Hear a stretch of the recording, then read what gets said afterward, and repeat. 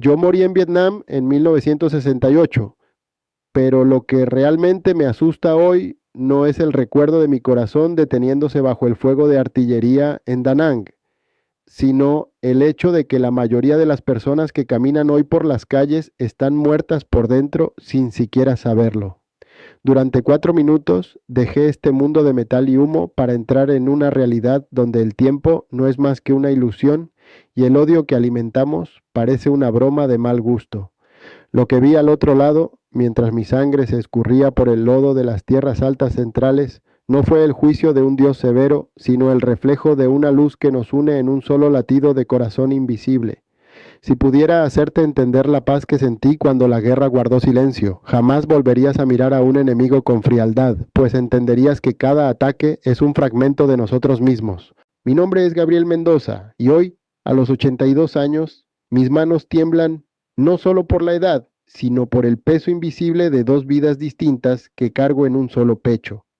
Fui un joven obrero estadounidense lanzado al torbellino de la primera división de caballería durante los años más sangrientos de la guerra de Vietnam, sirviendo entre 1967 y 69. Yo no era un hombre de fusil. Mi arma era una bolsa de lona verde, llena de morfina y vendajes, y mi deber era sostener vidas que intentaban escapar entre mis dedos sucios de tierra. Recibí la estrella de plata por mi actuación bajo fuego pesado en el valle de Ia Drang, un pedazo de metal que muchos ven como gloria, pero que para mí funciona como un recordatorio físico y frío de cada rostro joven que no logré traer de vuelta. En aquella época tenía apenas 20 pocos años, una edad en la que la mayoría de los muchachos están aprendiendo sobre el amor o el trabajo, pero yo estaba aprendiendo sobre la fragilidad de la carne en selvas opresivas. Las tierras altas centrales se convirtieron en mi mundo, un laberinto de vegetación hostil donde la humanidad parecía haber sido suspendida en favor de la supervivencia pura y bruta. Yo era el doc para hombres que, días antes, eran solo estudiantes o campesinos, todos nosotros arrojados a una realidad donde la muerte no era un concepto abstracto, sino una vecina ruidosa y omnipresente. Mi voz hoy carga esa calma extraña, una serenidad que solo pertenece a quien ya atravesó el portal final y percibió que las medallas, los rangos y las divisiones geográficas pierden todo sentido cuando el alma se despoja del cuerpo y encara la eternidad absoluta. La selva de Vietnam en 1968 era un monstruo vivo que respiraba humedad caliente y olía a una mezcla enfermiza de vegetación podrida con pólvora quemada. En las tierras altas centrales, el aire era tan denso que parecía que estábamos nadando en una sopa de vapor constante que corroía nuestra piel y nuestras botas antes incluso de dar el primer paso en el lodo. El sonido de los helicópteros Huey cortando el cielo era la única música que conocíamos, un ruido rítmico que traía la esperanza de rescate o el pavor de nuevos cuerpos para embolsar en sacos de dormir que servían de mortajas. Bajo aquella copa de árboles gigante, la luz del sol raramente tocaba el suelo, creando un crepúsculo eterno donde el peligro se escondía en cada sombra silenciosa. El miedo no era un pensamiento, era un olor metálico que impregnaba nuestros uniformes. Las batallas no seguían las reglas de los manuales militares. Eran explosiones súbitas de caos absoluto en terrenos donde la visibilidad era prácticamente nula y el enemigo parecía parte del paisaje. Recuerdo vívidamente la sensación física de mi cuerpo, siempre en alerta máxima, con los músculos tensados hasta el límite mientras gateaba por el suelo húmedo, escuchando los gritos desesperados de jóvenes que, poco antes, hablaban sobre sus hogares. La muerte no era una estadística distante en las noticias de la noche, sino una presencia física, pesada y fría, que caminaba a nuestro lado todos los días en aquellas montañas traicioneras y oscuras. Cada crujido de rama o movimiento en las hojas hacía que el corazón se disparara contra las costillas, recordándonos que la vida allí colgaba de un hilo de seda a punto de romperse bajo el peso de la violencia extrema. Antes del evento que lo cambió todo, yo habitaba un vacío emocional profundo, una cáscara fría y hueca de hombre. Miraba al enemigo no como seres humanos con familias, sino como sombras letales que existían solo para robar la vida de mis amigos. Sufría de un nihilismo silencioso, la creencia de que la existencia humana era solo un accidente biológico cruel destinado a la autodestrucción. El peso de la culpa por sobrevivir era un dolor constante. ¿Por qué yo seguía respirando mientras tantos jóvenes morían en mis propios brazos, manchando mis manos con su sangre caliente? Estaba espiritualmente agotado, convencido de que la humanidad era inherentemente violenta y que la guerra era la prueba final de nuestro fracaso al existir con propósito. Ya no esperaba nada de la vida más allá de la oscuridad, sintiendo que el odio era el único lenguaje que restaba. El atardecer estaba cargado con el olor sofocante de cordita y tierra húmeda cuando la orden llegó para avanzar bajo un fuego de artillería despiadado. Estábamos en una zona de aterrizaje que se había transformado en un verdadero horno de explosiones constantes de morteros. Vi a un sargento caer, su cuerpo contorsionado de una forma que desafiaba la naturaleza, y sin pensarlo dos veces comencé a gatear por el lodo revuelto por las explosiones. El sonido del mundo era una cacofonía de metal silbante y los latidos rítmicos de mi propio corazón contra las costillas. Cada centímetro hacia adelante parecía una milla mientras el suelo se sacudía con vibraciones que hacían castañear mis dientes. Estaba enfocado solo en el chorro arterial, mis manos buscando desesperadamente el kit médico mientras el aire a mi alrededor gritaba con el paso de las balas rasantes. No había espacio para el miedo.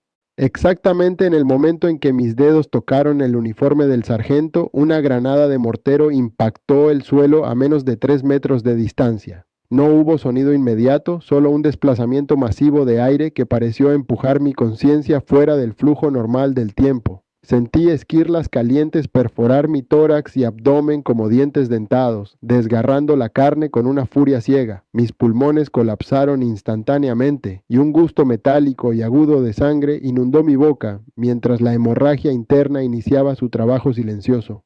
Miré hacia arriba y vi la copa de los árboles gigantes comenzando a girar, transformándose en un borrón oscuro y circular contra el cielo grisáceo. Mis pies se pusieron súbitamente helados y los gritos desesperados de mis compañeros se volvieron ecos subacuáticos y distantes, desvaneciéndose lentamente conforme la vida se escapaba en un profundo silencio. De repente, el ruido ensordecedor del bombardeo fue sustituido por un silencio tan absoluto que podía escuchar la propia esencia de mi ser pulsando en el vacío. Toda la agonía que desgarraba mi pecho y el peso sofocante de la sangre en mis pulmones desaparecieron en un abrir y cerrar de ojos, dando paso a una ligereza que nunca imaginé que fuera posible para un ser humano. Ya no estaba atrapado en el lodo ni en el uniforme empapado. Me sentía flotando, observando la escena desde lo alto, como si estuviera suspendido sobre aquel caos de fuego y muerte. Allí abajo vi el cuerpo de un joven médico tendido, con las manos todavía aferradas a la bolsa de primeros auxilios, mientras otros soldados gritaban desesperadamente a su alrededor. Percibí, con una claridad aterradora y calma, que aquel cuerpo inmóvil era yo, pero aquella cáscara ya no me pertenecía. La transición de aquella escena de masacre hacia lo que vino después no fue un túnel oscuro, sino una apertura suave en una dimensión donde la densidad de la materia simplemente dejó de existir. Me sentí como una nota musical suspendida en un vacío de pura armonía, donde el peso de décadas de sufrimiento y el agotamiento de la guerra fueron lavados por una corriente invisible de serenidad.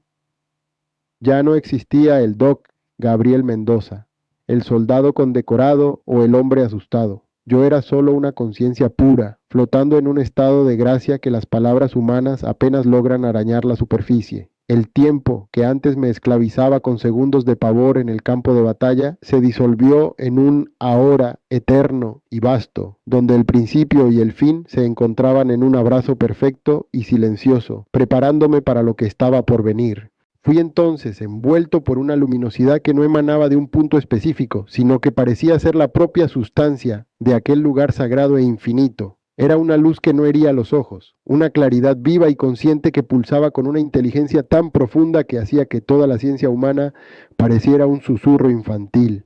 En esa presencia no sentí el juicio que las religiones suelen predicar a los hombres pecadores, sino un amor absoluto, una aceptación tan vasta que era capaz de llenar cada grieta de mi alma endurecida por los combates. Era el opuesto exacto de la guerra. Mientras el conflicto allá abajo buscaba separar y destruir la vida, aquella luz buscaba acoger e integrar todo en una unidad indestructible. Percibí que aquella conciencia me conocía mejor que yo mismo, viendo más allá de mis fallas y cicatrices. La suspensión del tiempo permitió que mi conciencia se expandiera más allá de los límites de mi ego, permitiéndome comprender la tapicería de la existencia de una forma totalmente nueva y reveladora. Yo no era más un individuo aislado luchando por supervivencia en una selva hostil, sino una parte integrante de un organismo cósmico vasto y vibrante. Cada pensamiento que tuve, cada dolor que sentí y cada acto de bondad que realicé brillaban como hilos de oro en un tejido infinito de experiencias compartidas. La sensación de paz era tan densa que casi podía tocarla, una tranquilidad que no dependía de circunstancias externas, sino que era la propia esencia de la realidad detrás del velo de la materia física. Allí, en el umbral de la eternidad, entendí que la vida en la tierra es solo un breve suspiro antes de volver finalmente al océano primordial. En este estado de ser, la soledad que me acompañó durante toda mi jornada militar se evaporó completamente, sustituida por un sentimiento de pertenencia que nunca encontré en ningún lugar del mundo.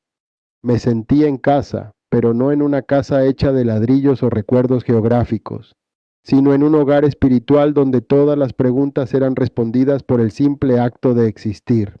No había necesidad de explicaciones o justificaciones para las atrocidades que presencié, pues allí la comprensión fluía como un río de sabiduría silenciosa, que todo lo explicaba sin usar una sola palabra articulada. Percibí que la luz era la fuente de toda la vida, una energía amorosa que sostenía incluso a aquellos que, en la ceguera del odio, intentaban apagarla. Era una seguridad absoluta, una certeza de que, a pesar de las apariencias crueles de la historia humana, nada está perdido. La paz indescriptible que me envolvía funcionaba como un bálsamo para las heridas invisibles que cargaba desde el inicio de mi servicio en las tierras altas centrales de Vietnam. En aquella dimensión de luz consciente, la distinción entre yo y el otro comenzó a desvanecerse, revelando que la separación que sentimos en el mundo físico es la mayor de las ilusiones que mantenemos.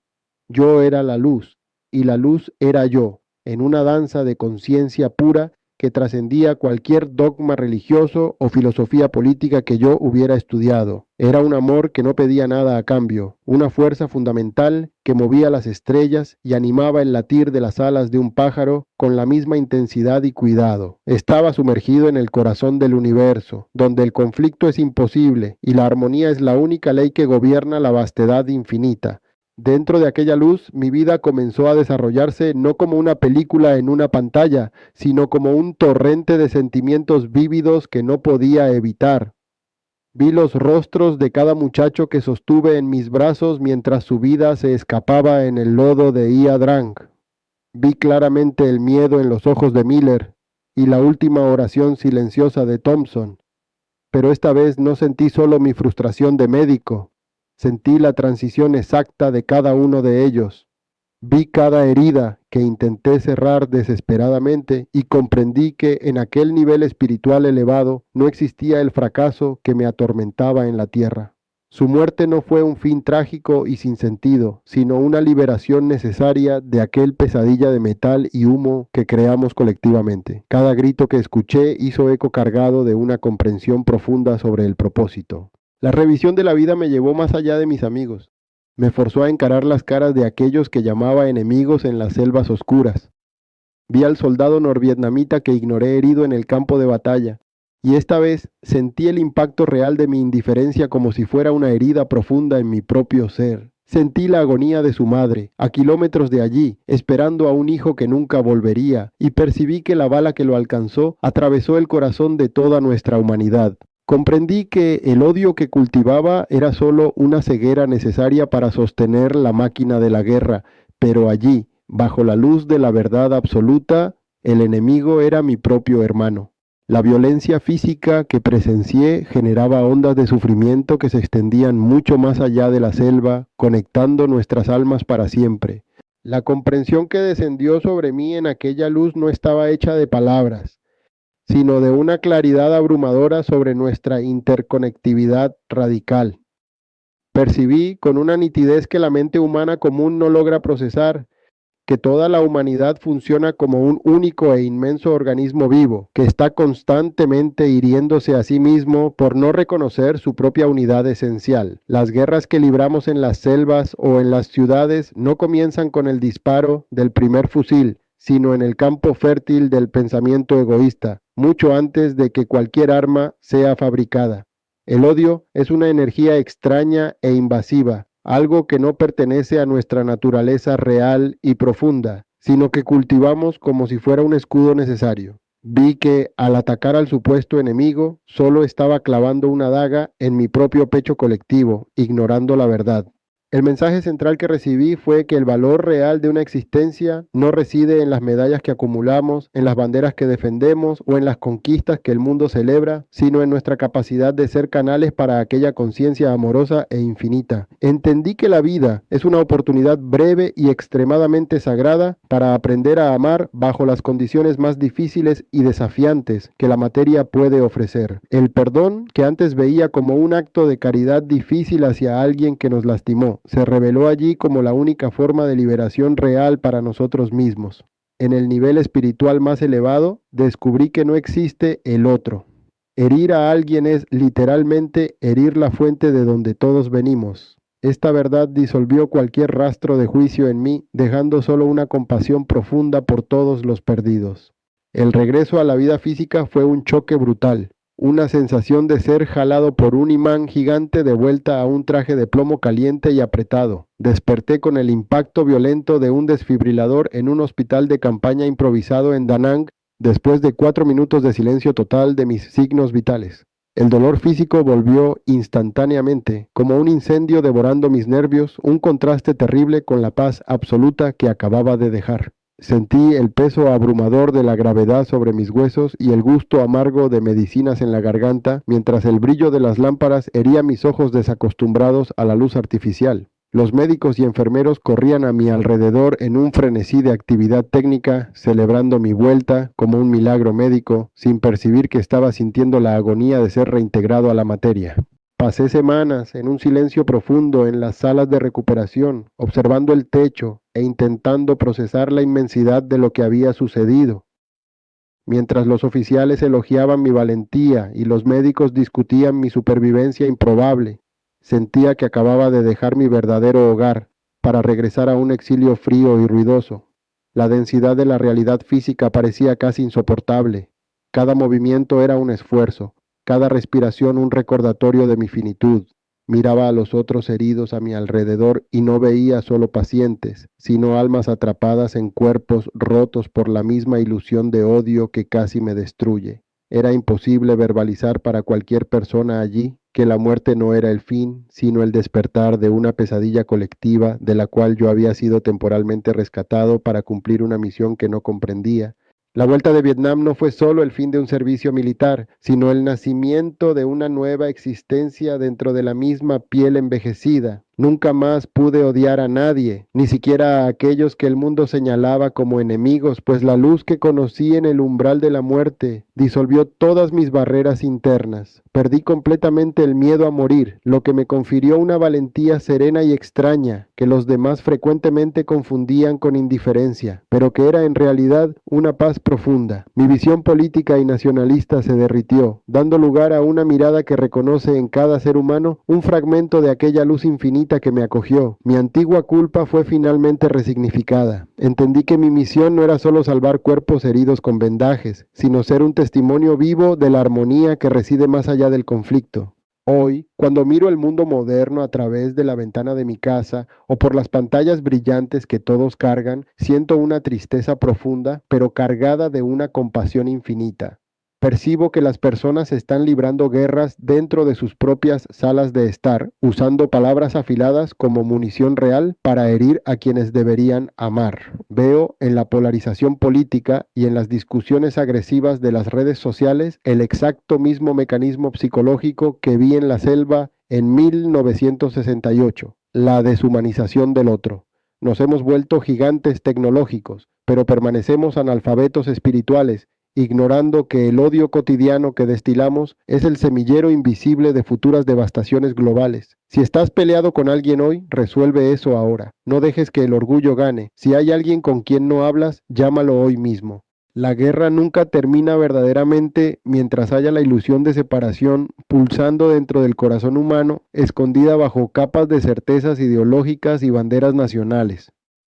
Lo que vi en aquella luz consciente me enseñó que el mayor error de nuestra especie es creer ciegamente que podemos herir al prójimo sin desgarrar nuestra propia alma en el proceso. Vivimos en un mundo donde las fronteras son dibujadas con sangre y las diferencias son usadas como justificaciones para la violencia. Pero del otro lado, esas divisiones simplemente no poseen peso o realidad fundamental.